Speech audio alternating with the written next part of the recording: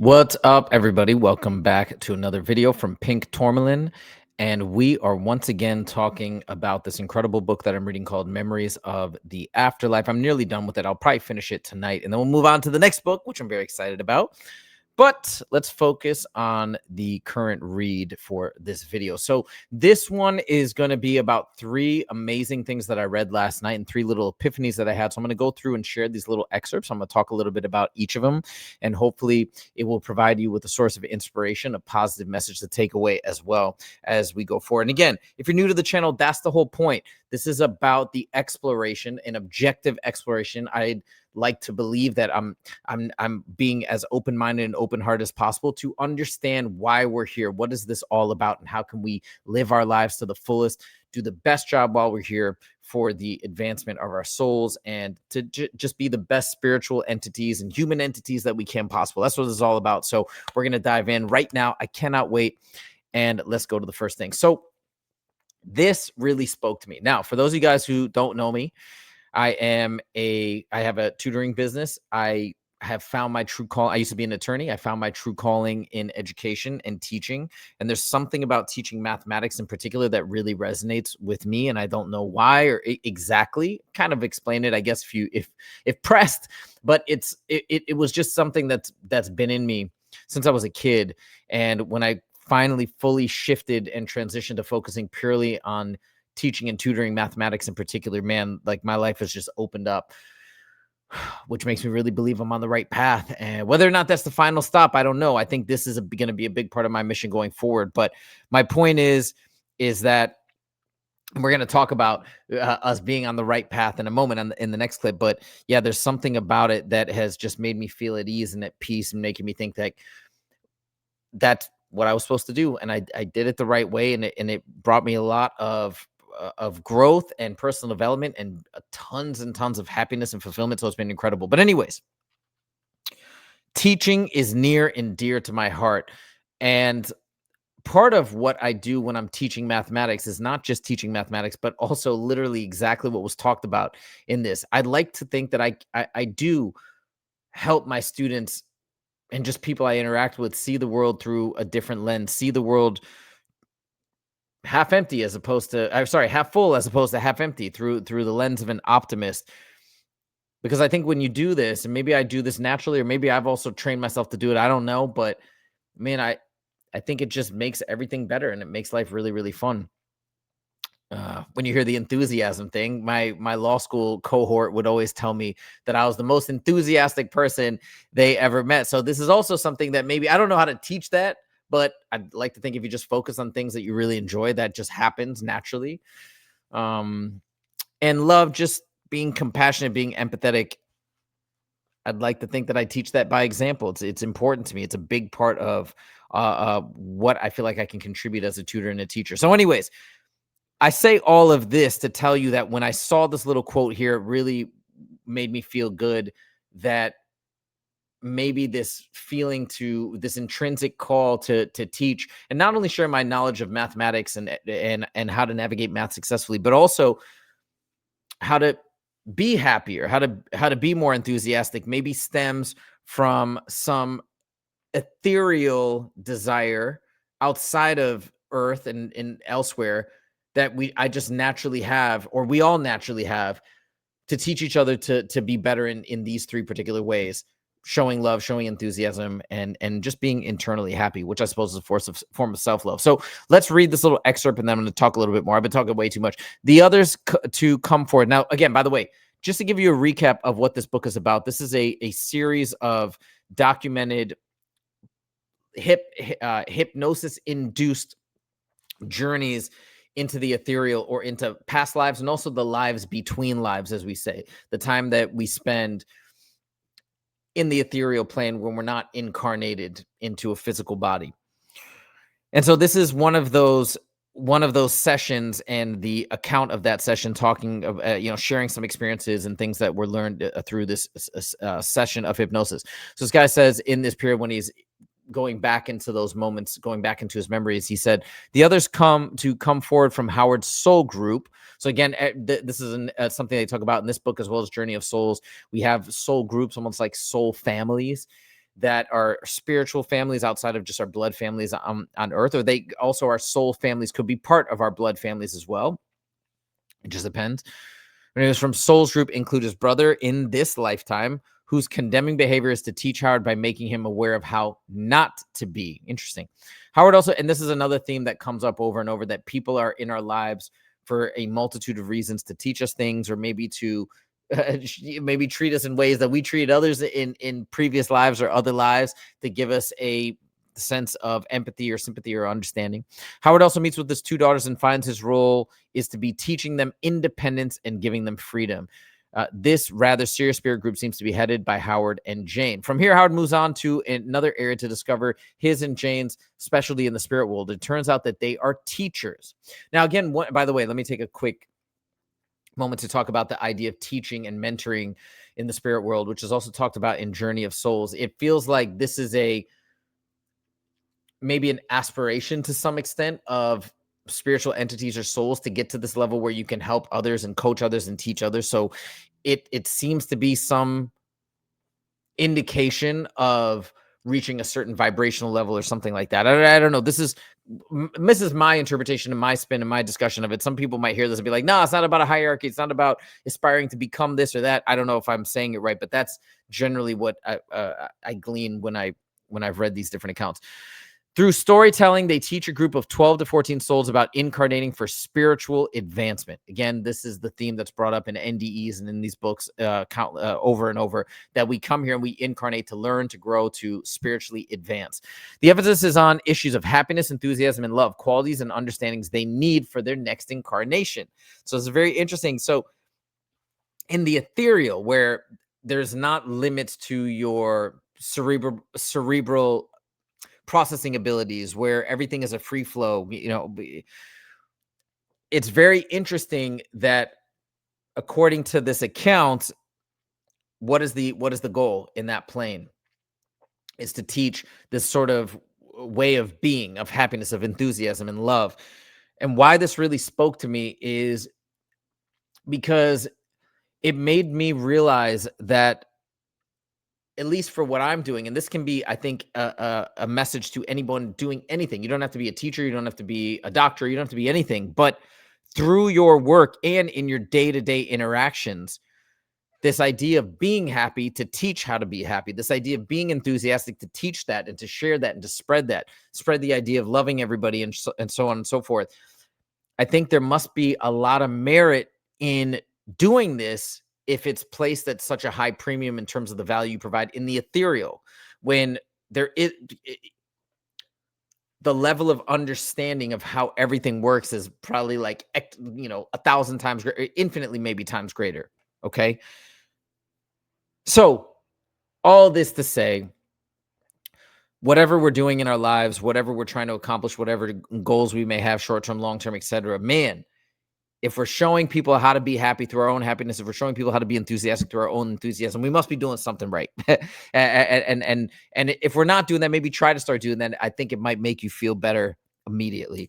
Now, moving on to talking about the right path and what we're meant to do in this life. I love this quote. We are generally on the right path. And it's so funny that I read this because a few months ago, I know it was over the summertime, I remember I was in transit on the way to Vegas. I think I had a layover in Vegas, and then I was heading to Montana, if I'm not mistaken. But I remember having this epiphany on the plane. And when I landed, I called my girlfriend. I was like, man, I just had a really interesting epiphany, which is I spend a lot of time thinking, how do I live my life to the fullest? How do I do? Because I've been feeling more and more lately that I'm supposed to achieve certain things or help a certain amount of people in very particular ways. And I'm still trying to figure it out. And so sometimes it causes me anxiety and stress. In fact, this channel, since I started it and really started to get consistent with the content, man, I feel so good. So I believe that this is part of my mission, is learning about this stuff and sharing the information as I go along. But anyways, I had this feeling all of a sudden. It was while I was reading Journey of Souls, by the way. But I was like, you know what? All this time I spend worrying if I'm doing the right thing, how do I do more? How do I do better? I just all of a sudden had a realization. I'm probably doing most things okay. Probably somewhat on the right path. Yeah, maybe I can do better. Maybe I can push more in different areas. But I just had that wash over me. And then I also had the feeling wash over me too. Probably most people are doing roughly what they're supposed to be doing. We all have different objectives, I imagine, based on what we're trying to achieve in this particular incarnation. But we're all probably set up and positioned in a way to achieve or to learn or to experience what we're supposed to experience. And maybe there's some people that deviate from that substantially, because we that's possible with free will. It is possible always to massively deviate from what this individual incarnation is supposed to achieve. But I do think, and maybe that's how the universe and things are set up, that most of us, most of the time, with a good heart and pure intentions and whatnot, we're probably generally on the right path. Man, that's like a real weight off my chest when I just think about it again. Because yeah, I do. I think I'm hard on myself, and I think a lot of people are. But we're probably mostly all hard on ourselves. Okay, so let me read this quote.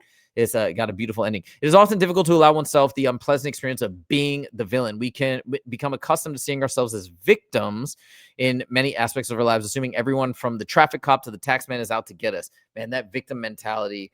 I'm sure I've had it, and at times I'm not saying I'm impervious to it, but yeah, it's something that I just feel like does no good to just think, man, everybody's out to get me, or just things just don't go my way. Like, why even go that route? Why even go that route and start building that narrative? And then it goes again to that idea of you attract what you project, in a sense, and just all around pointless. Anyways, let's get back into the paragraph. It was easier for Marguerite to see herself in a wicked role once she had visited the spirit world, in which we all see ourselves as equal. Very interesting. And gain a clearer understanding of the swings and roundabouts of karma. Here's the important part: that it is all planned and chosen, and that we are generally on the right path. How beautiful. I mean, how many people are gonna are feeling this way right now? I'm not doing enough, or something's missing, or just that general feeling of depression and malaise that you don't know where it comes from, but likely could be that you're not exactly hitting in the most perfect way what you're supposed to be doing to optimize this experience in this lifetime. But the beautiful takeaway is that we're probably mostly all doing pretty good. And yeah, that's a beautiful thing. Now, just to go back to this idea of it's all planned and chosen, don't mistake that to mean that everything is predetermined and predestined. I've also heard this from countless NDEs, as well as these hypnosis induced sessions, that yes, there is a predetermined plan, there is an outline made at the beginning of life, but there's always free will. There's always a choice. And that's the whole point of the experience, is for us to get into those positions to make the tough choices, and hopefully through that choice making process we come out better. But there's always I imagine a possibility where we do continue to make the wrong choices, and maybe one particular life doesn't really get us to where we thought it would get us to, if that makes sense in terms of spiritual advancement. So again, just not to get it twisted, and I'm not trying to disagree with this book by any means. It's stated in this book countless times. I just want to make sure that was clear. If you just read this, be like, well, wait a minute, is everything just predetermined? So what's the point? We're just along for a ride that we can't even participate in? No, that does not seem to be the case. And again, that's not just me saying that, but that's from countless NDEs, Journey of Souls, this book, and other resources as well. Finally, we get to this last little realization. It's very interesting. Now, I don't know what to make of it. And again, you have to always take these accounts or these statements with a grain of salt, because it's always colored by the person, their perspective, their vocabulary. So we don't want to take, I think it makes sense not to take any of these things too literally. But the main takeaway is, and this is what it was said. It says we need to come back as long as we create bad karma. Like, how do you not create any little ripple or negative wave or effect of bad karma whatsoever? Is that truly the objective? We think of certain spiritual figures. I know for people in the Christian faith, maybe they look at Jesus as somebody who lived a perfect, flawless life. Again, this is that perspective. And is that what we should aspire to? Is that even possible? So you might read this and be like, what? How is this ever an achievable goal? That seems impossible. And maybe it is. So that's what I'm just saying. Take it with a grain of salt, but perhaps that's the objective of at least trying to drastically, like, almost minimize any negative impacts we can have on others, unless, certain cases obviously say that we have to, for whatever reasons, for self-defense or whatnot. Or maybe we try to make up for our transgressions that we commit in this life. And that can be a way of leaving with minimal or no bad karma. And these are just off the top of my head. But regardless, I want to share this sentiment because it spoke to me when I read it. It kind of scared me because I'm like, that's a high bar, but I wanted to share it nonetheless. So in this account, again, this is the person under hypnosis going by H here. There's a wise man, one of the ones who doesn't incarnate anymore. So he's talking about being in the ethereal and greeting an entity that apparently doesn't incarnate anymore. It says he is a teacher. Again, this idea of being a teacher, being in the upper echelons of the ethereal. He tells me that the last thing I need to learn is not to spread bad karma, or I suppose how not to spread bad karma, and that I will need more incarnations to do that. He says we need to come back, meaning come back to Earth, I believe, or the physical universe or multiverse, as long as we create bad karma. It is very complicated. It's not in this lifetime that I will learn how to overcome this particular karma. I'm learning about anger and temperament. This is my mission in this lifetime.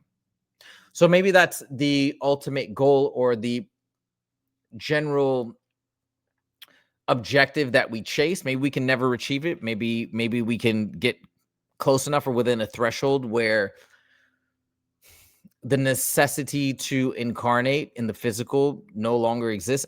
I don't know how it all exactly works. And I think even in this little excerpt, he says as much that he doesn't know either exactly how it all works together. Maybe it's too complicated for our physical brains and physical intellects to understand this. Maybe on a spiritual level, we do understand this. But anyways, I just wanted to share. And I thought that was very interesting. Now, whether or not it's an impossible bar to meet or not, what does resonate with me in this statement is the idea that that's a great, that makes sense to me on some intrinsic level, that that's a goal, that we should come here and just try to spread, not only create, like not create as much bad karma as possible, but also create as much good karma, I guess, spread as much positivity, light, and love as much as possible. Going back to the first point, one of the purposes of being a teacher in the ethereal is to teach happiness, enthusiasm, etc. So anyways, there it is. There are my thoughts for today. That's why I want to share these three ideas and these three notions. Let me know what you guys think in the comments. What do you think of this book so far in the excerpts that I've shared? What resonates with you? What does not? And what would you like to see me discuss on an ongoing basis? I love this channel. And even though we got just a few subscribers and a few views right now, I'm having a ball doing it. And like I said, I feel so fulfilled because even right now I'm getting just a buzz from making this video and talking about these subjects, because I just believe that this is what I'm supposed to be doing in this next phase of my life. So that's it. Thank you guys so much for joining. We'll see you in the next video. Take it easy.